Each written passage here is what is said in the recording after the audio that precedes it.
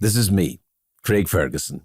I'm inviting you to come and see my brand new comedy hour. Well, it's about an hour and a half, and I don't have an opener because these guys cost money. But what I'm saying is I'll be on stage for a while. Anyway, come and see me live on the Pants on Fire tour in your region. Tickets are on sale now, and we'll be adding more as the tour continues throughout 2025 and beyond. For a full list of dates, go to thecraigfergusonshow.com. See you on the road, my dears. My name is Craig Ferguson. The name of this podcast is Joy. I talk to interesting people about what brings them happiness. Hello, my name is Craig Ferguson. Welcome to the tent in the Kid Super Studios in Williamsburg, Brooklyn, New York. My guest today on the Joy podcast is an old and dear friend of mine. So we tend to ramble a bit. So just a heads up, this one might go long, and sometimes you might think, what the hell are they talking about? But then again, you might think that about any episode you see, or anything you see. Anyway, my friend today is the great Italian writer and personal friend of mine, Trigiani. Adriana Trigiani. Adriani, there was more than one of her. And there can be only one Adriana, as you will see.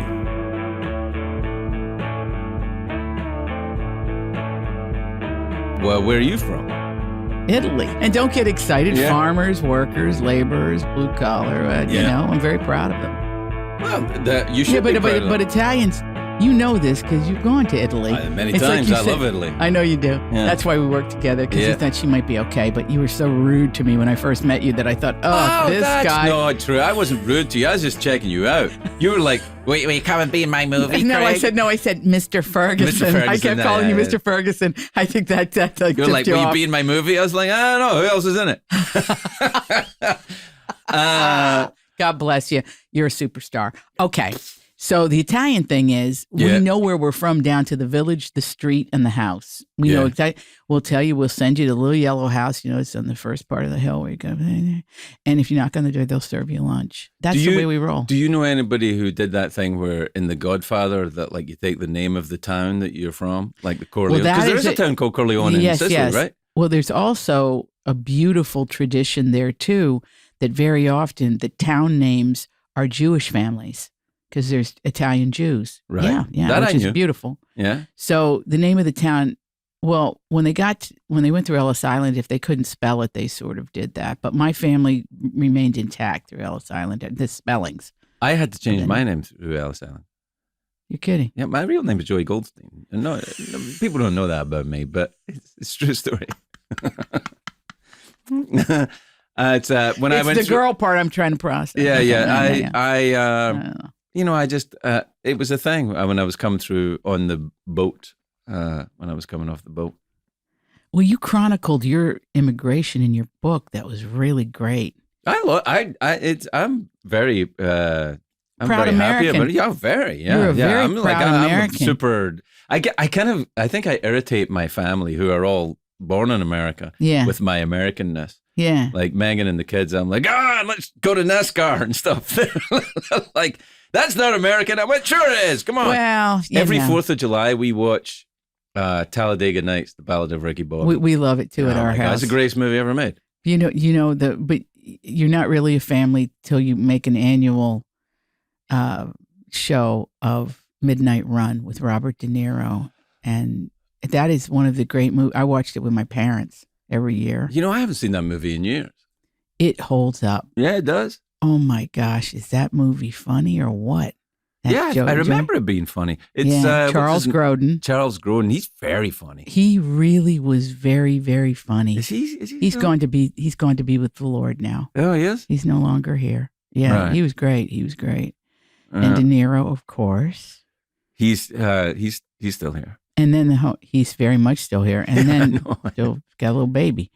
Did he just have a little baby? Yeah, he has a little baby. I think she's a year old. Hats off to Jagger did that as well. Mick Jagger had his You young. know what? Let's talk about Mick Jagger. Oh, I'd okay. like to talk I'm about- happy to talk about Mick because You told me about Mick. I've been around Mick a lot in my life, and I find he's very interesting, man. He really is. Yeah. Have Have you ever met him? I've never met him, but because I have friends that own the Giants. Sheila Mara, her family, they invite me every time he comes through. Wait. You have friends who own the Giants? Yeah. Why don't you introduce me to those fancy friends? I get to meet the guys from Western Pennsylvania and stuff. I'm like, hey, have you met Carmine? That's who I get to meet. I don't get to meet the fancy people. I met Sheila Mara on a trip to Israel with Kathy Lee. No and we've way. been friends ever since. Yeah, she's dear friends with all that crew. Yeah. But when the Stones come through, or Springsteen, I was there the night Springsteen. I've seen him so many times, countless, since the River Tour, since I was a kid. Right. And I'm a fan. You're a big fan of Springsteen? I am. Yeah, I think I am too. But I saw the show. I saw the show where he was sick, and I went. Having seen him so many times, I went, he's not right. He's not right. And then, of course, he hit that place in the show where it's runway to heaven, right? Where he just bam, hit after hit, and the people are screaming. It's the key change in Born to Run. That's right. That's what it is. Ding, ding, ding, ding. Yeah, that's what happens. Absolutely. You're right. He is the master of the key change. You got to have the key change, or if it's you not don't going to have be the a key hit. change, nobody Not going to be a hit. So true. Yeah, you got to have the key change. Do you play a musical instrument? I do not. I feel like you should. What about the harp? Okay, so now you're digging into my childhood, but right. Well, the town band director, Dave Tipton, met with my parents and said, that kid has musical talent, me. And I was like all excited, and I was imagining what instruments I would play. I really wanted to play the saxophone like my uncle. And my dad was very proficient on the piano, a natural piano player. I mean, like pianist. He classically trained from the age of 5. And he'd come home every day from the factory. He'd sit at the piano. That's how he decompressed for 30 minutes. It made us happy because we knew where he was. Do you think that people learn You didn't even instruments? bite on that one. Go ahead, learn instruments. Why? Well, no, I think, do people learn instruments less than they used to because they're on fucking Instagram? No. You know? You're really trying to blame social I'm against that. I want the internet to be stopped. Okay, I do too. Stop the internet right now. It's gone out of control. It's too late with social media because we don't have magazines and newspapers like we did. So now we have to tune into the Craig Ferguson magazine, whatever that is, on the internet, and find you on YouTube or wherever your face is sold. Yeah. Okay, but it used to be. But you still write books. Yeah, I still get, you still write big papery books that you read. They're lovely. I still do. Thank you. But that's an industry that seems to benefit from this. Book talk has changed book sales. The major publishers make over $1 billion a year each. Some of them $3 billion, $4 billion. So they're doing very well. And here's the other thing you need to know. You got to just kind of stand back from things sometimes and go, the way we're telling stories changes. Just read a little interview with Clark Gable from 1950, and he was dead set against television because he was a movie star, a movie actor. And he said, we have to be loyal to the industry that brought us. But look what that simple change in the late 40s and early 50s did to the industry. We began to tell stories in different ways.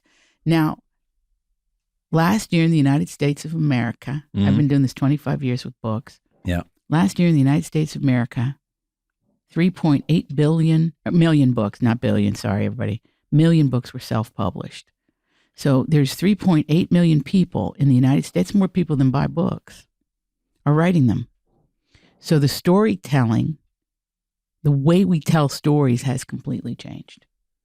Well, has it though? I mean, the fact that if you self-publish a book, do you think that if 3.8 million people are writing books and self-publishing, is that changing the way we tell stories? Or is it just a lot of people doing it the way we used to do it with not very good editors?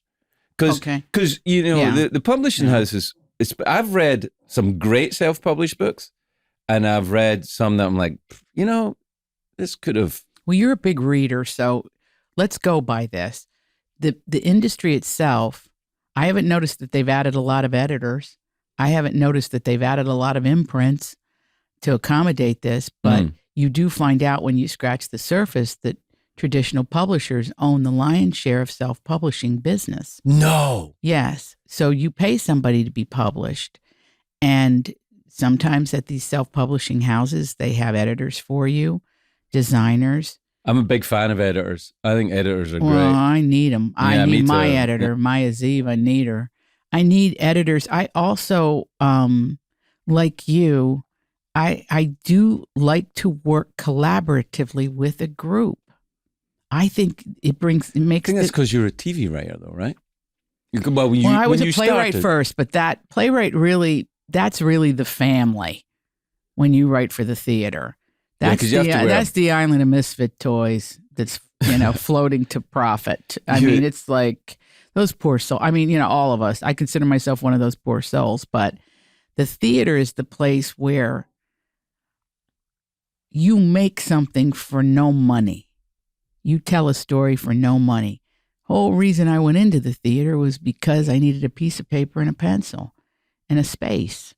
And I did, when I began as a playwright, I did plays on buses. I did plays everywhere. You did a play on a bus? Yeah, I did a play on a bus. It got me in a lot of trouble too, because I did it on a shuttle bus between University of Notre Dame and St. Mary's College. They ran a shuttle bus. That sounds like a very Catholic bus. Yeah, Catholic's interesting. Yeah. It's an interesting way to describe they got it. some of those in Italy. Did you know that? I saw them there. You're obsessed with religion. I kind of am a little bit. You are. I think that's beautiful on a certain level. You're a very spiritual person, but I also think, you're a very bitter person, and that goes with religion. How dare you? But that he's not at all. I am. He's a delicious delight. No. I think I've got a certain amount of bitterness, but that's part of the recipe of being a human being. I think if you don't have bitterness, you're not fucking paying attention. There's some things you should be bitter about. That's true. Like every time I feel my knees when I stand up, I'm like, God damn it.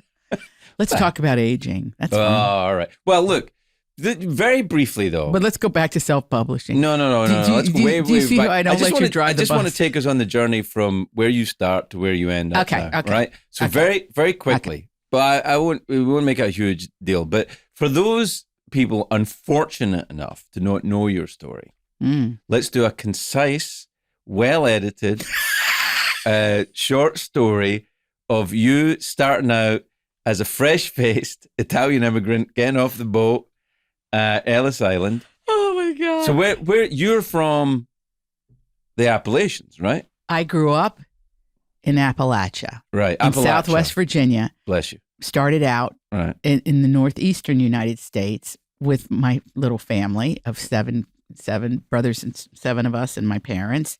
And my dad got a low-interest government loan to start a blouse mill in Appalachia. That's how we ended up there. People always say, how did Italians get down there? Well, that's how them Italians got down there. So you started off your father started a blouse mill. Manufacturing, yeah. He made more than blouses, but he was trained in his parents' blouse mill in Martins Creek, Pennsylvania. All right. So how did you get, that doesn't sound like a short hop to show business from there. That's not like, we make blouses. I was just talking to our intern Lainey about this. I wanted to be in, it's my highest dream. See, I love show business. I love it more. I love show business more than any person, man, child. I'm in love with show business. Really? And I'm still obsessed with it. Yeah? Yeah. There's something, every aspect of it, begging you to do a movie. You didn't beg me. You asked me nicely and I said, sure. No, you said, I'll call you back in 48 hours. No person ever said that to me. I hung up the phone. 48 hours? What's he talking? Did I say that? I'll call you back in 48 hours. Because you were in Italy with your friends and you didn't want to be bothered. Well, yeah, there's nothing wrong with that. I can't understand why I said 48 hours. You said 48 hours. And I'll call you back 48 hours. So then I made some calls. I said in 48 hours we'll have an answer. Everybody relax. Right. We'll see if he comes back. Wait, but this is not about that. This is about you. So I know, but we have to throw in those things because I think of you and I just start laughing. Okay, and you're Appalachian. Okay, it's a Scots-Irish area of the United States. So when we went to Scotland and we made a movie there. I was the only person on that crew from America who could understand the local people because it sounded like this to me. Sounded like an Appalachian. It's very, it's got a very right. So when you go to Appalachia, similar. you're not straining to like understand what people are saying, and if I slip into it, which I am known to do, you understand. So there we are in Appalachia with no connections to show business. So what happens? You say, I want to write a play and it's going to go on a bus between the Catholic college and the other Catholic place. That was later. Please. All right, okay. Please, you're ruining the best part of the story. Oh, no. Okay. What's that? Okay.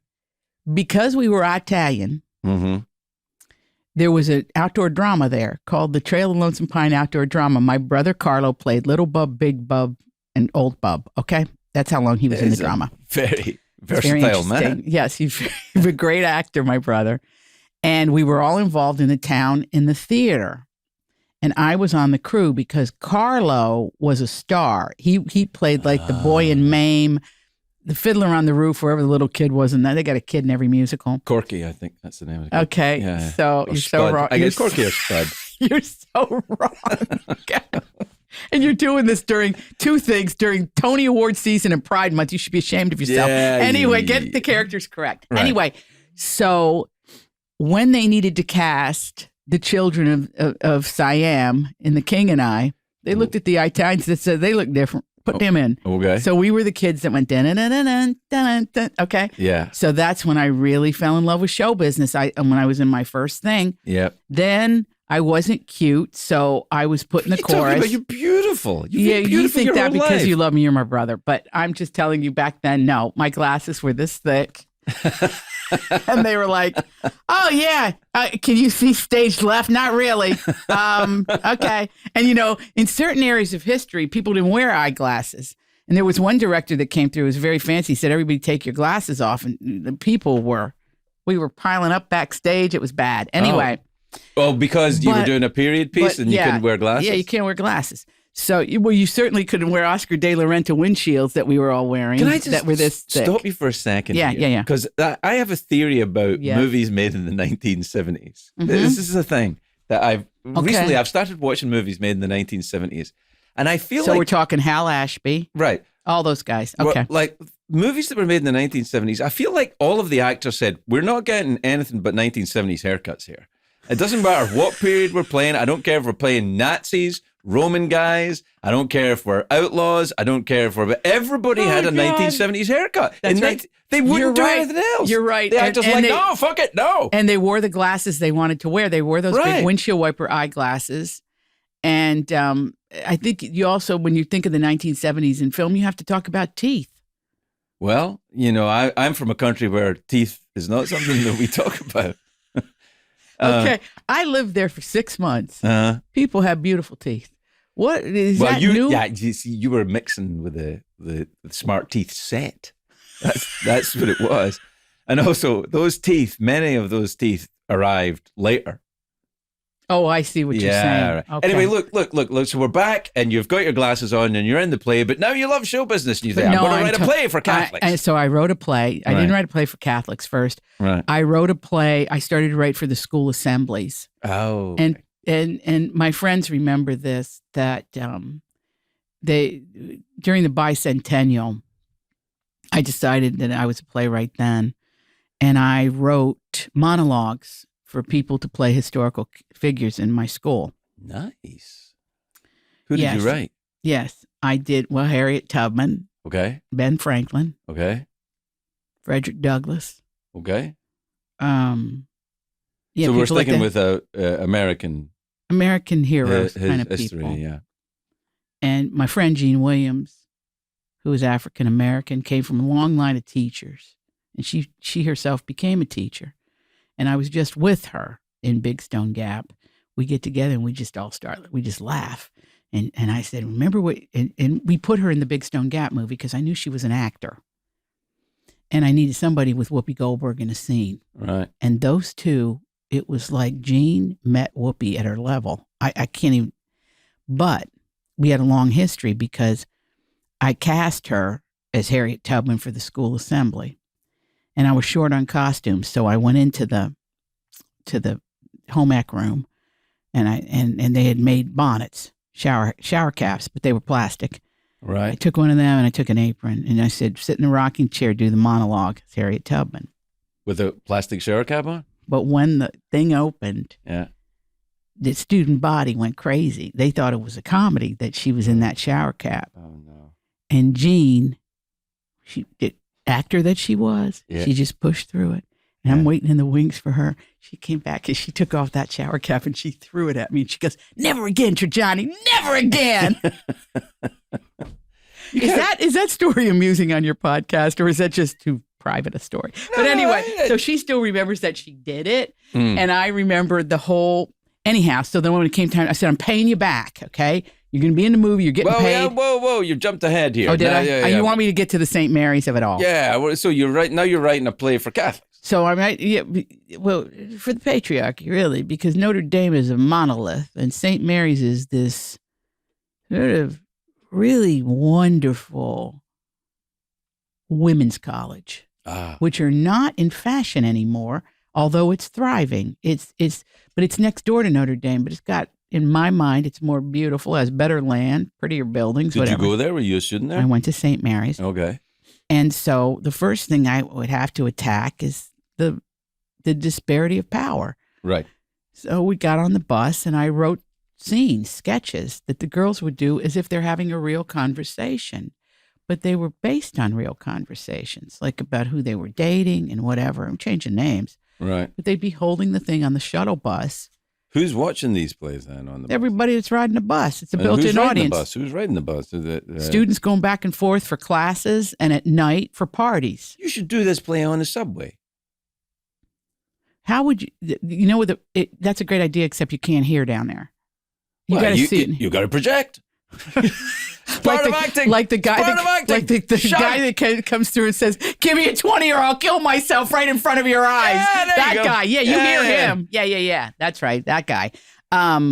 So I did that. Then I did a stage show with it. Right. With this. Then we evolved into a comedy troupe. And I just picked the girls that one looked like Pat Benatar, Mimi Commons. She always wore leopard and she was in the art department. People didn't really talk to her too much. And then I found out she was just painfully shy. Right. Because she was the one that really, she'd barf before every performance to be like Mimi. I used to do that. You did? I used to throw up. That's before. A sign of greatness. I never threw up. Never worked out for me, lad. No, it's now. I never threw now up. Before I go on stage. I couldn't do anything that would directly make me thin. Nothing. I never threw up. What about heroin? What about heroin? Heroin does that. I never. You know I didn't do drugs. No, I know that. You know, I didn't do them because fear. I don't. Please. Listen, whatever it takes to keep you off the needle. Fear is fine. Fear is fine. I never did that stuff. No. Needles. No. Anyway, look, no. We're staying on you. And drinking, to me, I'd rather eat the calories. I'd rather eat. I've never. Yeah, I don't think I've ever seen you drink anything. You drink cocktails or something, don't you? Sometimes. Not really. Not really, my brother. No, I don't, because it's a lot of sugar in there. And I was born pre-diabetic. I'm Italian. You have to really watch it. You got to be careful with the sugar. Mm-hmm. Mm-hmm. So, but here's the thing. I feel like. No, look, this. We don't get off the place. Keep going. No. I'm just taking this because you said the Italian thing. I'm going to say something about Italy now. And now you know how much I love Italy. I know you love it. It's like every time I go to Italy, I think, why don't I live here? It's crazy.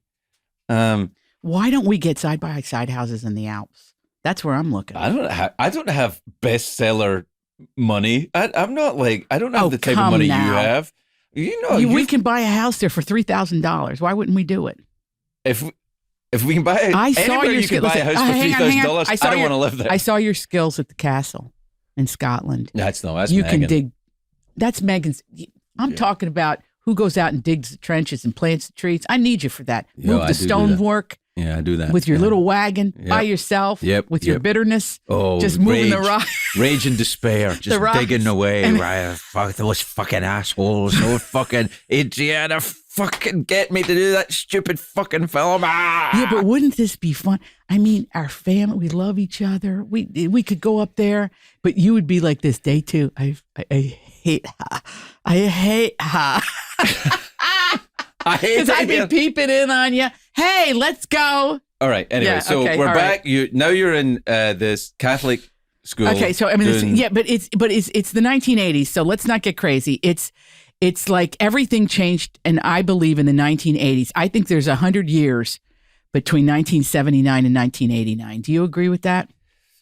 I'm not against it, but I need you to elaborate a little bit. What do you think? Well, there's been these studies that are, sociological studies. And I would refer everyone to Kurt Anderson's book on this topic. The title escapes me, but we'll put it in the prompt. He wrote this book about that really intrigued me, and it's gotten us to 2025 in a certain way. When we were kids, right, the decade was defined by the cars, the haircuts, the people. It changed through time, okay? My mother might have been wearing a pillbox hat in 1960, but by 1970, she was in a caftan with Cher bracelets up her arm, okay? Okay? Follow this. Oh, I'm trying the haircuts. There were haircuts, right? In the 50s, there was a thing called the Italian cut. The Italians, who were persona non grata in the United States after World War II, assumed a position of artistic and cultural excellence. Cars, haircuts, movie stars. Can I tell you something about haircuts? So in the 1970s, you know Rod Stewart's haircut? Yeah. Right. We got to talk about Rod Stewart. That was a typical Rod Stewart haircut, right? It was a 1970s Rod Stewart haircut. And my mother used to say, "Oh, that Rod Stewart, he thinks he's fancy with his blowjob haircut." I'm like, "Mum, I don't think they're called that." She said, "Oh, yes, they go to the salons and they get those blowjob haircuts." I'm like, I'm pretty sure that's not what they call them. But she was convinced that Rod Stewart... I'm not saying that Rod Stewart never had a blowjob. I'm just saying he never had a blowjob haircut. This is so funny because, there's everything is what I love about show business. Everything forms these circles. And I just talked to Peter Wolf on my podcast about his memoir, and you should talk to him because that man, every page is like Tomas, loaded stories. But the first time in history, I saw a negative thing about Rod Stewart, and I asked him, I said, "I don't know Rod Stewart. I never met Rod Stewart, but I find Rod Stewart a ray of light." Yeah, me too. I think what was the negativity about Rod Stewart? He was a little snooty. No. He walked by the Jay Giles band and didn't give them their proper snaps. Fuck no. You don't think so? Well, you asked Peter about it. I can't believe that to be true. Let me tell you, though. How about his taste? Mick talking about someone who wears taste. leopard. But he wears anything he wants. But I've got to tell you this about Rod Stewart. This is a true story. Mm-hmm. I was in Heathrow Airport waiting for a plane. That's why I go there. I don't go for any other reason. I was in there and I was waiting for a plane, and Rod Stewart walks through the airport. And he every time people were going, "Oh my God, Rod Stewart," and he would look at people and say, "Rod Stewart." And he'd say his own name. I was like, "That's how I'm." I love that. You just go through and say Craig Ferguson. I go through and say Rod Stewart. And people are like, "That was that old man saying with your Rod Stewart blowjob to haircut." People. Yeah. Anyway, look. So we're back. We have to get you back to how do you get writing Catholic plays to New York City? Because why do you call them they're not Catholic plays. I wrote a play called Notes from the Nile, which I really would love to do again. I rewrote the story. Who else is in it? I wrote the story. You would be great as Julius Caesar because I bring him back from the dead, and there's a three-way conflict between Cleopatra, her former lover Julius Caesar, which you would play, and Antony, which we would get happened. Somebody.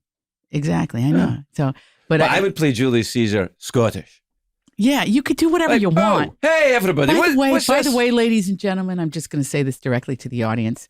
He says he's going to play it Scottish. He would only play it Scottish because he makes the decision and drives the bus as an actor. Okay. But and also, quite excellently. So do whatever you want. I'm not going to argue with you. Also, I think that would be good to play Julius Caesar. Besides, everybody Scottish. in America thinks you have a British accent. They don't know the difference. Think ancient Rome, people think that because of the movies. Because the movies, like, yes, all ancient Romans talked like this. Caesar, quickly come here. And how about the player kings? They were like, "Hey, what's coming to go? It's time for something nice to eat." Oh, God, love the Italians. I like the Italians. Anyway, look. How do we get you from college to New York City? That's what I want to do. We're telling your story today. Okay. So I knew I had to come here. This was my highest dream. Right. Okay. Because you want to come here and you want to write plays for Broadway, right? That's right. And I have no place else to go. I can't go home. My parents still have kids at home. I would say that, you know, they were done. Okay. Like, but besides, I wouldn't go home. I had this burning, like, crazy, as you know, to get into show business. So I came up north to my grandmother's, and I had my stuff in paper bags, basically. And my grandmother called this kind of nutty friend of hers in Garrison, New York, and said, my granddaughter needs a place to live in New York City. She said, tell her to go to the Longacre Hotel for Women. Cheap, clean. I stay there whenever I go into New York. Now, meanwhile, this lady lived in like a Frank Lloyd Wright house in Garrison. She was very wealthy, but nobody knew it. Right. But she's an old friend of my grandma's from the factory days. Do they still have that hotel? Well, now that's the thing that's changed. The 90s, kind of everything collapsed. Like, there was that I got from the Longacre Hotel for Women. Where was that? Was that in Manhattan? Yes, on 45th between 8th and 9th. Okay. That sounds like a dangerous place for you to be. What year are we talking about? Well, it's not that bad. 85. Not that bad. Not terrible. But anyway, it's not cleaned up yet. Right. Yeah. Well, I immediately form a comedy troupe like I had at St. Mary's with new girls. Right. And one of the girls in it was a crafty girl from Virginia and South Carolina named Eleanor Jones. Right. Okay. Who came into the group. Right. And I said, look, I'm running out of dough. And she said, I got a tip on a sublet. She said, I wouldn't do that, but if you want, but I took it. Within 2 weeks, knock on the door. The guy that I gave the money, not Eleanor. Eleanor was at the Millbank House. Right. The Millbank House was a boarding house for women in the arts. Right. But you had to be between 19 and 25, and then they kicked you out. Although there was a woman in there named Lamia. She was 42 if she was a day, and she never left. So you had to like get out of there. No, Lamia wore wigs. Nobody could figure Lamia out. She was a beauty, but let's not get caught up in Lamia. Let's get back to you, though. Let's not get caught up in Lamia. That's how she gets you. That's how she gets you. That's how I get you off track, because we've done this enough now, you know. Okay, so I get into the Millbank House, and when that happens, now I'm golden. I lost all my money because I gave it to the sublet guy, and it was a thief. It was a guy who had sublet in between, and two dancers showed up in the middle of the night and get out of our apartment. And I said, no, I gave so-and-so the money. And he said, no, that guy sublet from us. He took your money. Oh, no. So I went, okay, well, listen, you lose money along the way. You never lose it again in that fashion. Now, I know that just caused like 50 needles just went into your neck when I said I lost money, but I did. I've lost a little bit along the way. I know you have. Okay, so Eleanor says, I'm going to get you in here at the Millbank House. I'm going to get you in. I said, please get me in. It was starting to snow. Oh my, you're on the street. You're like the little match girl. No, I'm not the little match girl. I'm still at the Longacre Hotel. And, okay. I'm okay. I show up with my bags, and the lady that answers the door changed my life. June Lawton. She's running the house. And I said, I need a room. And so she said, I have a guest room. Now, I was temping on Wall Street. So you couldn't save money in New York. I don't know, okay, but I knew I could pull it off. So it was $100 a week, 2 meals, Monday through Friday, and breakfast on Saturday and Sunday. Hey, that's enough food, right? Sure. Get your own room. Yeah. And shared baths that are like a dorm. Okay. Really nice, clean, beautiful. And she brought me in. So and did she take you into show business? How did you get into show business? Well, that's where it gets good. Oh, okay. Because nobody would talk to that lady, and she was very beautiful. Why wouldn't they talk to her?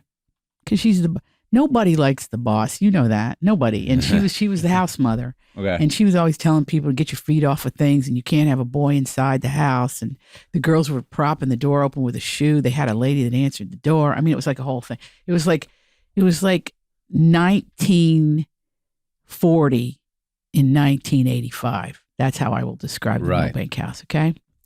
But the food was good. You had a washer, dryer, and a phone on each floor.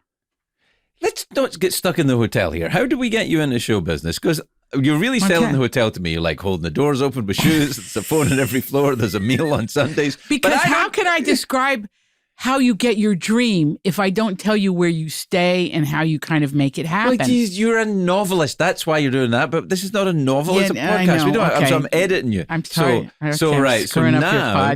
So now we're how do we get you? How do we get you into the show business world that you're in? First thing I do is I'm I found a comedy troupe, and I call my dad, and he knows a guy in the Garment District, and I hold auditions. And those girls became the core group, and I kept that going for 7 years with different girls. Where did you perform? Upstairs at the Vesuvio was our first run. Is that an Italian restaurant? Okay, yes, it is. Kind of a mob joint, if you have to know the truth. Okay. Hey, we got these girls. They're upstairs. They're doing a play. It's about Catholics. Really funny. Like really funny. Did that. Then we did the cabaret circuit. So the duplex. Oh, right. We did the comedy clubs. Right. We did, we were openers. Like Silver Friedman had us open for people because we did music too. And then you don't get Horn of comedy Plenty. Clubs anymore. It's single performance. Yeah, Only one. Nobody wanted to see us coming with, right. A giant subway token spray painted gold that we did on the roof of the Millbank. Nobody cared about that after a certain point. I want to see that. And we also did Kelly's Village West, which we weren't sure what it was. I was the booker, right? And my boss on Wall Street will tell you I took his rollover line as my business line, and I answered it like this: 3169. And they go, "Is this Adriana Trigiani? Are you booking the act and the thing?" And I go, "Yeah." So one day he called the second line because I was ratted out, and I went 3169, and he said, "This is your boss. I need to talk to you." And I went, "Uh-oh." Oh no! And I hung up. Don't worry. This guy, he just liked the fact that I was funny. And he's still my dear friend. I love like an him eccentric guy in Wall Street. No, he's not eccentric at all. He's like young and a go-getter and it tops and pops. But he was Italian. Whoa! What's tops and pops? It just means he's like climbing the ladder at Merrill Lynch, Pierce, Fenner and Smith. And I don't even think it even exists anymore. See, when people say to me, "How are you feeling?" I'm going to say tops and pops. You never heard that? No, I'm going to say it from now on. Ask me how I feel. You'll age out of it, though. My grandmother used to say it. Come on, ask me. How you feeling, Craig? Tops and pops. You think anybody's going to like this podcast? I don't give a shit. What are we doing? I love it. I don't give a shit. Okay. That's why you're a success in show business. You have that I don't care gene. Okay, go ahead. So you get out of St. Mary's. You get out of no. You're in show business. Now I'm in. You're in the comedy troupes. I'm in the comedy troupe, and everybody's conspiring to help me make my dream come true. Right, and now but you're still writing. Now you're going to write when do you start writing the TV comedies? What's the first TV comedy you started writing? First TV comedy was okay. There's one thing before that, which was off Broadway at the Manhattan Theater Club. Right. And you noticed I've never worked there since. Right. It was called Secrets of the Lava Lamp for Camille Saviola, who was starring in 9, the musical. Right. She was a little tugboat of a woman. She's in heaven now, I guess. Right. And you say, I guess, like maybe she's not. I don't know. I don't know if she believes she'd go there. But anyway, that's all what you believe. So she found me. I was doing staged readings all over the city. Directors doing staged readings with really great actors. Right. Okay. I mean, really good. And I said to myself, I said, take your 20s to learn how to do this. Right. Work with other actors and see what you could do and direct them and see what, anyway. So that led to, she hired me, Camille Saviola, and I got trashed by Mel Gussow in the New York Times. Oh, we've all been trashed in the New York Times. That's part of life. I didn't really care. But the people I was temping for, they were a little embarrassed because they all came to the show. And they were like, how'd you get your... I don't like people I know coming to the show. I don't like to see anybody I know and there. I do sometimes. I haven't seen you suck. No, but not recently. Yeah. However, so this turned into, for me, was another trajectory of show business. How did I get TV was my girlfriends, 2 of them were working in the mailroom at William Morris. Suzanne Gluck, who became a huge agent, and Ruth Pomerantz, who was at the time was a producer. She was like a baby producer, and she discovered Grisham for the movies. She was a mom, or she was? A baby producer. Like she was a newbie. She was young. She was in her 20s. She wasn't producing She's so smart. Ruth is still one of the most brilliant people I know. They kind of sat me down. They said, "You're terrible. I'm blowing past your BS." Anyway, so you're bullshit. Sorry. Anyway, I'm trying to tell the story. You get me off track, and then you blame me. All right. Tell the story. Okay. Tell the story. So Ruth and Suzanne said, "Hey, I was really broke." Right. I said, I need to make money. They said, you need an agent. I said, what do? They get you jobs. I said, really? This is what a hayseed. I had the dream, but none of the logic. I didn't understand. I just thought they'd find my work, you know. Right. Well, this is when it gets magical. Oh. They said, you need to write TV. Now, keep in mind, I grew up in a place where you barely got reception. The first show I really remember loving was The Waltons. Oh, I love that show. About a poor Good night, family in John Boy. Appalachia. Yeah. That was our family. Yeah, oh, really? So then, that's that. what I call this, except we were like the 1970s version. Right. But anyway, so I knew I had to figure out a way with my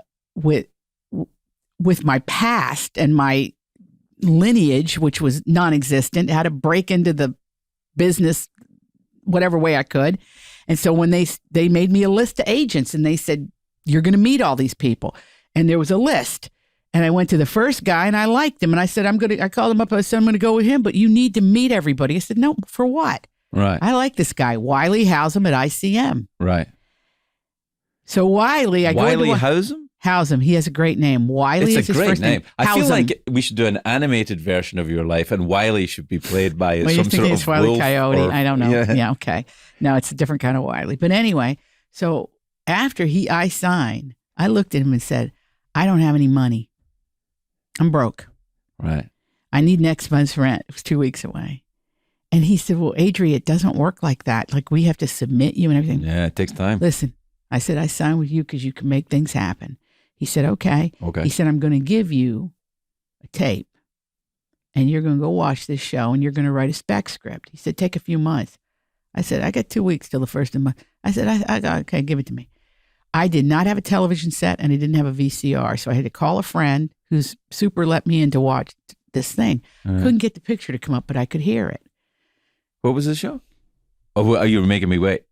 Making you wait. Okay. That's what you call dramatic tension. Yeah, which you clearly are not a master of. And dramatic. As well, you know. All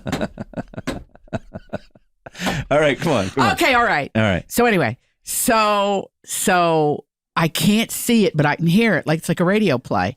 And I got all the characters, and I was feverishly ready, and listened to it like 3 times. I wrote everything down, and I got it. Oh, it's a blue-collar family. The mother's bitter. The father's kind of put upon 2, and the kids are pretty hysterical. And I thought one of the kids, that's the only thing I got wrong. I got her name because the mother kept going, Betty. And it was Becky. She was saying Becky. But I heard Betty. Betty. Yeah. I left it in there. Right. So I went home. In 2 days, I wrote this script. I still don't know what the show is. Roseanne. It was the Roseanne pilot. Roseanne. It was the Roseanne pilot, which is how I got to Carsey Warner. So I'm doing this, and I thought, I know exactly what to do with these people. She's fed up. She sends them out to go tubing in a blizzard, the family, because that's what you do in the Midwest. You tube. And you get dragged by farm equipment on a tube. It's a lot of fun. I've done it. I've done it too. Yeah. So I get everybody out of the house. Ding dong, the doorbell rings, and it's a bride. She's in the snow. And she goes, I can't do it. I can't get married. And the fact is, Roseanne in my episode was thinking of leaving because she couldn't take it anymore. She's about to snap. But then she has to convince the bride to go back to the church. And she has to then convince herself to stay married and continue to be a mother of all these children. This is a great idea for an episode. Did they make this episode? They never made it, but I have a lifelong friend in Matt Williams who created the show. He read it, and he said, I can't steal you. They already got you over in a different world. And a different world was Debbie Allen, who, by the way, signed me into the Directors Guild, Susan Fails-Hill, Margie Peters. So how come you're working on a different world? How did you get that job? Because I got it before I got this one. So they all read the same script in Hollywood. Right. I'm telling you, within 2 weeks, I had a pilot deal, and I was hired. They sent Susan Fails-Hill, we want you on this show. And I really wasn't sure what staffing was. Like, could I even do it? It's great. It's going to be replaced by AI, though, all that. Well, for 5 minutes till it doesn't work, and then they'll need people. You watch what happens. You're still going to need you. Anyway, and they're still going to need me because we have souls. They need you. I don't think they need me. I think they need you. Look at how hilarious you are. And you've maintained your girlish figure and looks.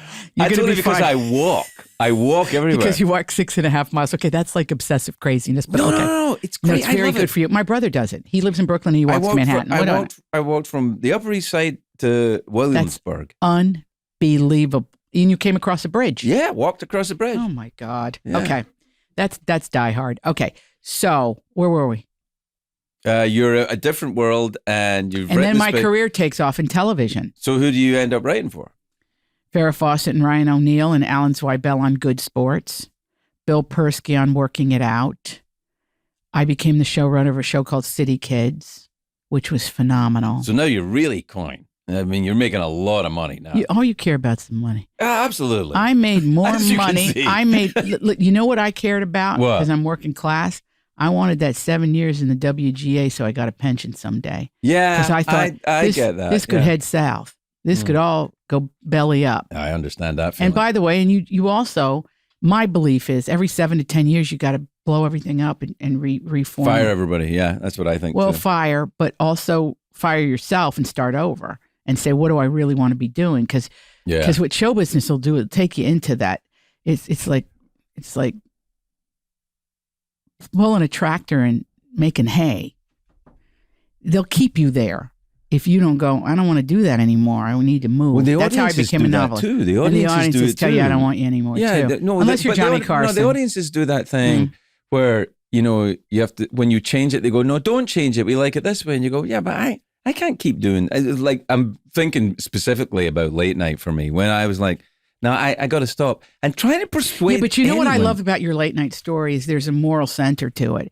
You began to not be able to cope with the fact that you were employing so many people. It became an albatross to you. I hated it. I'm not this. I loved doing the show, but the business of being in business, I hate that. I mean, you stick me in a tent in Brooklyn, I'm fine. But you put me in a. I know you can't be. But that's what makes your life so interesting is that you know how to blow it up without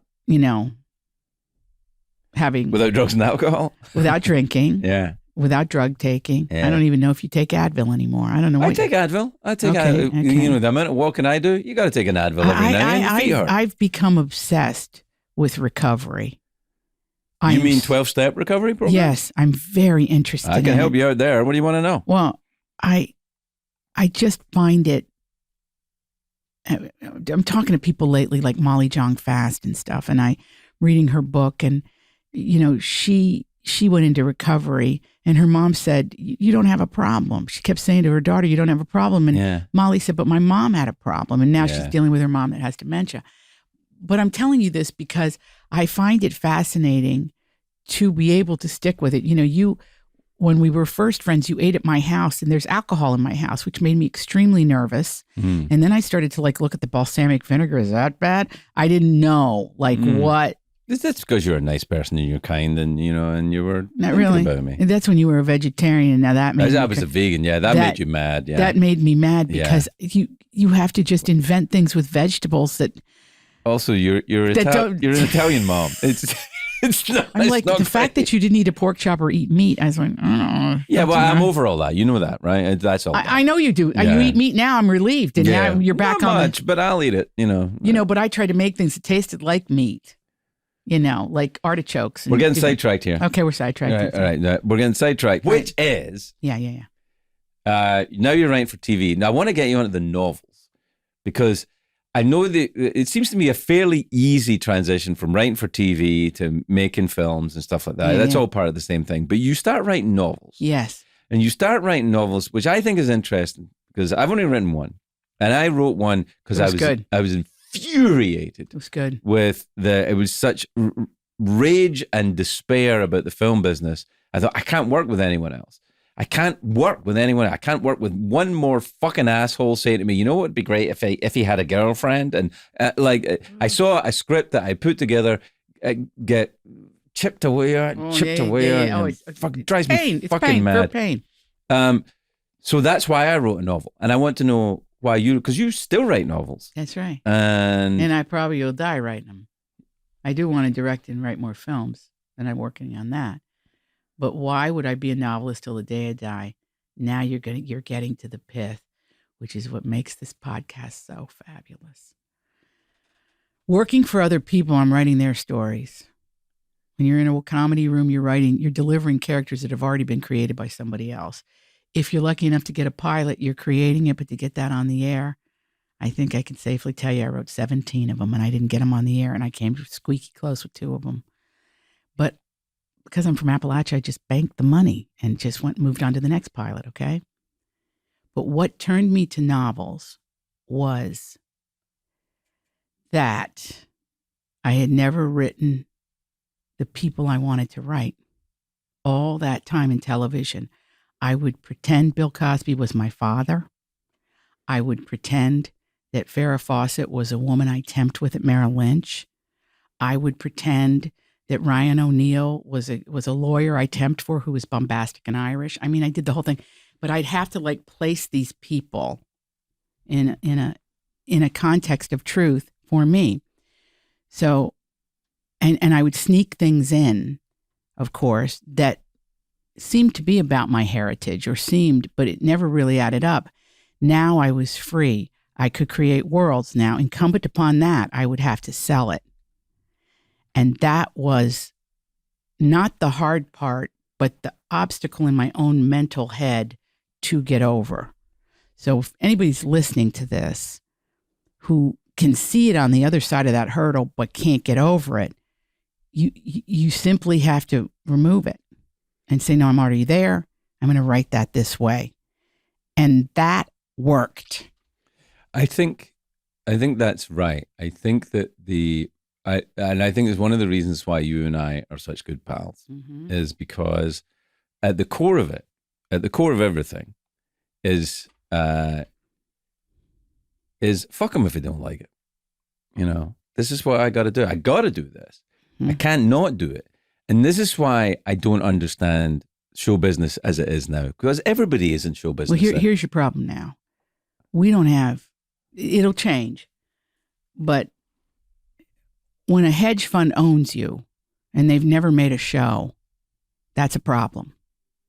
When we would go to the networks 5, 10, 15, 20 years ago, when you walked in there, those people were trained by somebody to be able to do something. And of course, then we leave the room and make fun of them, you know, when a very prominent producer put a dog in the show. And I thought, what does that solve, move, or do? Okay, whatever, put the dog in the show. What are we going to do? That when you don't have that system that trains them, which was the studio system, you know, the studio system's very interesting. There must be something rotten and corrupt in there somewhere. No. Because it keeps getting bashed. Surely not. No, but it keeps getting bashed and reinvented. Have you in our lifetime, we're going through what Clark Gable went through. What is this? You know? No, see, this is what I think it is. I think everybody's in show business and they're kind of right. In the sense that, you know, everybody has their own little channel. Everybody has their own thing. I'm going to, you know, everyone can tell their truth. Everyone gets their thing to say. Everyone gets their moment to which on one hand is good, but that's not fucking show business. That's just people talking like this. This is just people talking. This is not doing what we do. This is just us talking. You know, and I think this idea that every conversation is a performance, you know, I don't subscribe to it, which is paradoxical because this is what we're doing right now. But the idea of everyone is, if everyone is in show business, there is no show business. If everyone's telling a story, if everyone's special, then no one's special. That's your philosophical brain. That's so interesting to me. But I don't think like that. If everybody's in show business, then there's no show business.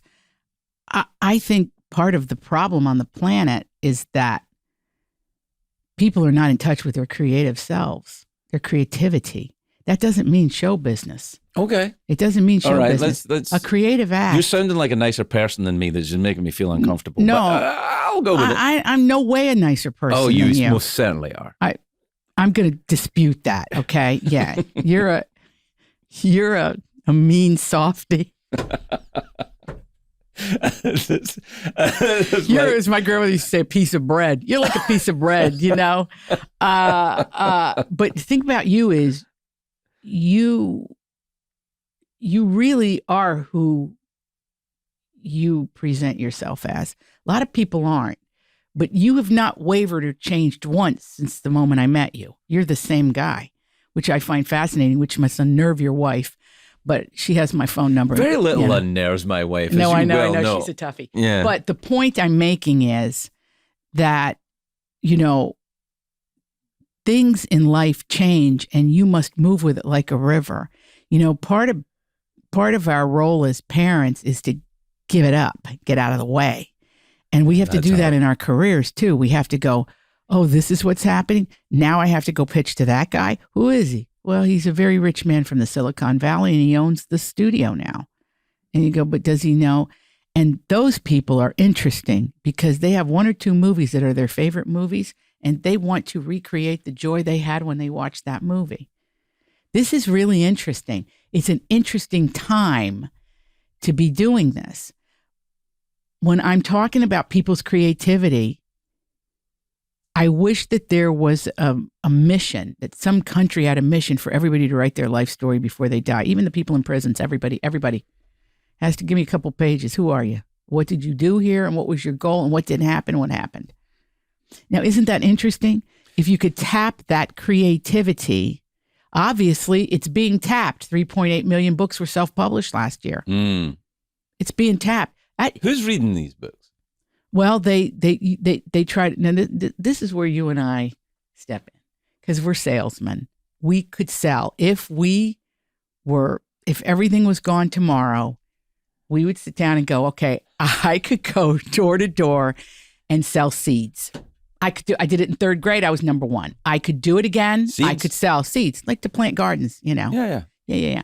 Or whatever it was, Rex Cleaner I sold in the 7th grade, and I wanted to win a bicycle. And that is a name that I would like to have. Rex Cleaner. Rex Cleaner. In fact, from now on, I want you guys to call me Rex Cleaner and ask me how are you doing, Rex? How you doing, Rex? Tops and Pops. I'm Tops and Pops Rex Cleaner. That's who I am. My God. So anyway, creativity, if we start looking at it with a wider lens and say everybody's included, look what happened. Everybody's got a phone and they're constantly filming themselves at from flattering angles. From flattering angles. Yeah. Well, why do an unflattering angle? Yeah, I agree. I mean, you just put that camera on the moon, shoot it, whatever. Yeah. But I used to do that on late night. Nobody really picked up on that for ages. What did you do? Well, I had the camera set like that the whole time. Because when I walked out to do the first show on late night, I was looking at the monitor. I went, oh my God, look at my double chin. I hate that. So I kept saying to the cameraman, up. And he'd go, well, this is weird. And I'm like, up. And we got it to the point where it didn't look like a double. That looked good. No, I remembered your body was, in alignment. Yeah. And it was like, well, I do that naturally. Like the first thing I did is I check where that was. I should be up about 2 more feet, but it's okay. But that straight on. Oh, don't do that. It's not good. Do you know what I love? When you talk to people, my older friends, I'm not going to say who they are. I know who they are. But when you get FaceTime and they just like hold it. What are they doing? You can just see like teeth and stuff. What are they doing? It's amazing. And also look like they're, I don't know, about to. Or hold it to their ear. And you can see they ear don't know what stuff. they're doing. Yeah. No. But this phone thing, it doesn't mean, listen. I'm against it. I got to say. I have to say this because this is what I learned when I was very young. I went to a talk Arthur Miller did at the Dramatists Guild. Yeah, he could write a bit, I suppose. Okay. Yeah. Arthur Miller, who wrote Death of a Salesman. Handsome guy, tall, slim. He's also a hottie. Yeah. So I'm in the audience, maybe 100 people there. Because when I was young, I went to everything. So he comes out and there's a lady in a funny hat. And I went, oh no. Because if you sign books in Manhattan, all the crazies come out and they're just badgering you and screaming at you and throwing shit at you. But this is at the Dramatists Guild, and the lady got up and he gave his talk and she said, well, Mr. Miller, it's easy for you to say because you're I think she was a little drunk. Because you're successful. And he listened and he said, Mama, thank you for your question. But here's what you need to know. In every generation since the beginning of time, very few playwrights are born. But now we have an industry that siphons off the few good ones. Think about this. And commands that everybody be a playwright in order to produce the amount of material. This is the 80s for television. To produce the amount of material that needs to serve the billions of people that are watching. Millions and billions of people. He said, but that doesn't mean that suddenly we have a lot more playwrights. We don't. So you're going to have excellence, and then you're going to have everybody else falling in someplace. But that has always stuck with me. So if I watch a show on television, I go, playwright or not a playwright. It's another thing, movie, playwright, not playwright, playwright. So it goes like that. But I think he's right. The ability to dramatize is a very unique talent. The ability to put a story on its feet through words. That's what dramatizing means. Can I get you up there, another actor, and you guys do this, play that scene? That takes not only a wide lens, but particular lenses to pull off an understanding of every character on an equal basis with the other to weight it properly. So what Bill Persky taught me was that Bill Persky created That Girl, Kate and Allie. He's like a mentor of mine. He did Working It Out. And he said, and I'm going to misquote him, but it's close. Television. Keep in mind, he started on the Dick Van Dyke Show. I've heard of it. One of the greatest shows ever. Everybody should watch it. Ever made. He started out on that show. He was trained by Carl Reiner. Okay? So now you know the pedigree. Yeah, that's So then he special. became a showrunner, a director, and had great success. But he said this to me. Here's the problem with TV. The people writing it now watched it, and they copy it. They copy it. So the plots that you see, these plots that are just, there's not, you try to impose original characters in the old plots or whatever the gig is. And the people hiring you have an idea of what a show should be. And it isn't a new creative idea. It's something that resonated with them back in the day. See, I think that to extrapolate that though, now, I think people watch TV with their phone in their hand. And I've heard executives say the phrase, it doesn't have two-screen ability. It doesn't have two-screen life about scripts, where we have to have something like, who was it that really, Robert Siegel, who he hates Emily in Paris. And he was saying that Emily in Paris, he fucking hates it. It's hilarious. And he was saying that that's a two-screen show. He said you can see that that's a show where people can be on Instagram. And there's always been two-screen shows. It's just you didn't have a second screen to refer to. You were flipping through a magazine. Well, you didn't make them on purpose, though. I mean, you didn't make a movie thinking that people were going to take you don't think the people making Emily in Paris think they're doing great art? I bet they do. No, look, I've never seen Emily in Paris, so I haven't either. Let's not pick on it, but they think they are. No, I disagree. I don't. I think they use the word content. They don't use the word art. They use the word content. We have to get more content. Well, now you're getting to it. What's the difference between content and art as a soul? I am not one. No, it's not. I think it is. No, I think the difference. What are you talking about? Well, what's the difference then? The difference is between pop music and rock and roll. This is a phrase by Robert Fripp, right? Who is the guitar player? Robert Fripp, who played. Who did he play for? He played for everybody. He played for Bowie. He played Talking Heads. He was the guy that invented this. Oh yeah. Fantastic. The vibrato guitar. Yeah.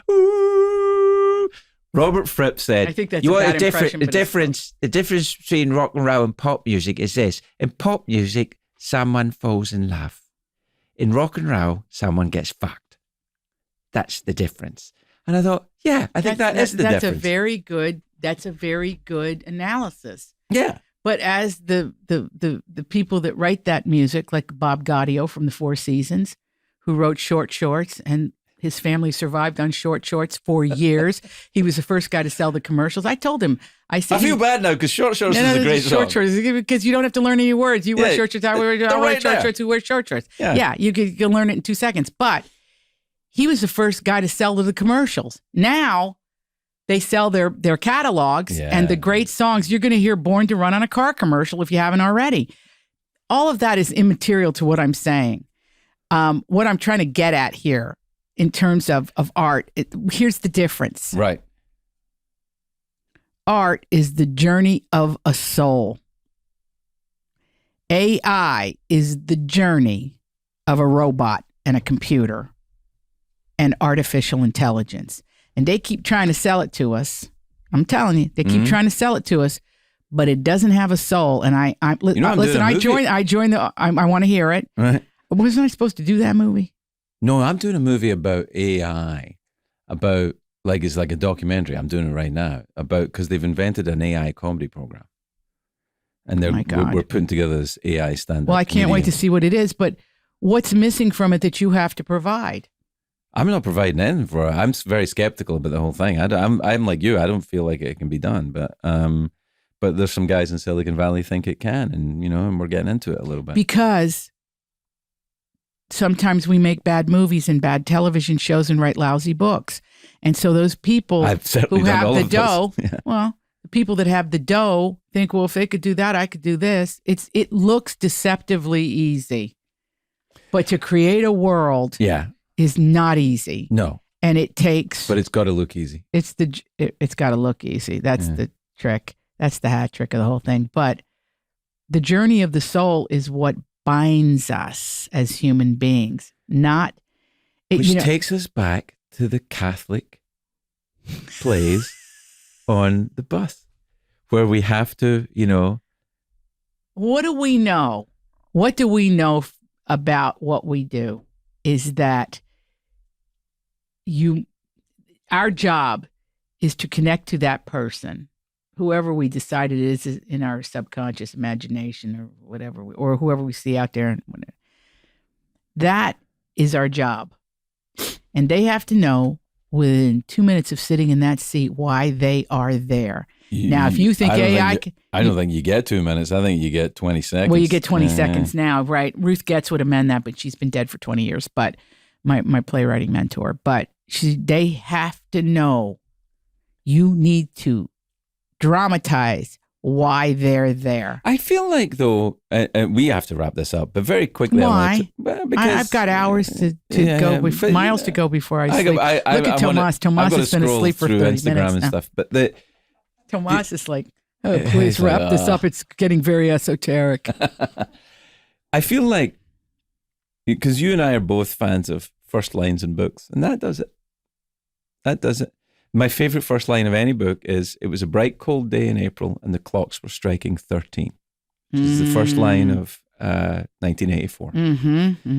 And I feel like in that first line of or it was the best of times, it was the worst of times. Yeah, it's a good one. It's like right away you go, shit's happening. Something weird has happened. The clocks are striking 13. What the fuck is going on? It's like you kick off, and I feel like that's okay. I get that. I don't mind that. But it's nice to have something to like. That line on its own isn't much good unless you got 1984 behind it. And I feel like, you know what? Also, I'm 63 years old now. I mean, it's part of what I have to do is be cranky about new art. Well, you were cranky at 22. But let me point this out. Don't try to fob that off on your age. That's just that's your nature that you were born with. Now, born to crank. Born to Crank would be a great song. Flag goes, baby, we were born to crank. Poor Bruce Springsteen, he's going through it right now. But anyway, this makes me think of something. All right. If